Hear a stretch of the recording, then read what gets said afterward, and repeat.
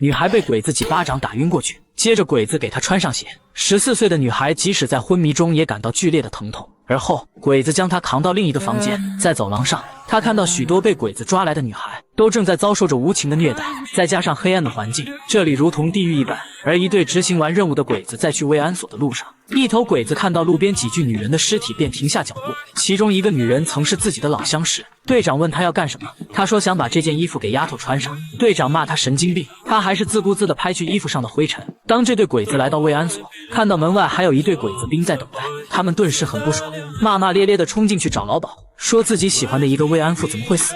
老鸨怕生事端，于是就让他们排在前面。鬼子将一件被鲜血浸透了的死人的衣服扔到一个女孩子脸上，让她穿上。女孩一看就知道这是从刚死去不久的姐妹身上扒下的衣服，她的迟疑换来了鬼子重重的耳光。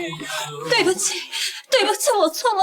尽管她向鬼子认错，鬼子还是一巴掌一巴掌的打了过去。接着鬼子就要强行给她换那死人的衣服，女孩虽不情愿，但是还是不得不从。我错，别生气，别生气。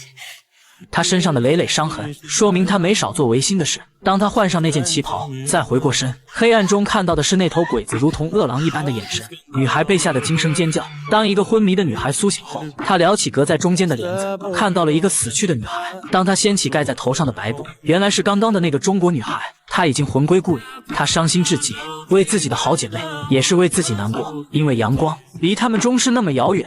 日本投降后，鬼子要将所有活着的慰安妇全部杀死。这些女孩们伤心痛哭，她们好不容易撑到了战争结束，没想到却会是这样的结局。她们看到大坑里无数姐妹的尸体，明白那也将是自己的命运。好姐妹互相看向对方，心里好多话，此时却一句也说不出。鬼子举枪就准备射击，就在此时，随着第一头鬼子倒下，接着又有几头鬼子中弹，原来是游击队杀了过来。他们愤怒地朝这些罪大恶极的鬼子射击，发泄着心中的悲愤。而鬼子们渐渐顶不住了，他们打不着游击队，就朝身边的女孩开枪泄愤。许多游击战士被气得青筋突起，他们狠劲地杀鬼子，浑身的力气都在此刻毫无保留地发泄出来，真是拳拳到肉，刀刀见血，把鬼子杀得屁滚尿流。请将死得漂亮打在评论区。有2个女孩刚刚逃走，一头不死心的鬼子就追了过来，他拔出军刀，让女孩准备受死。接着，这头万恶的鬼子也终于去了靖国神策，方便去了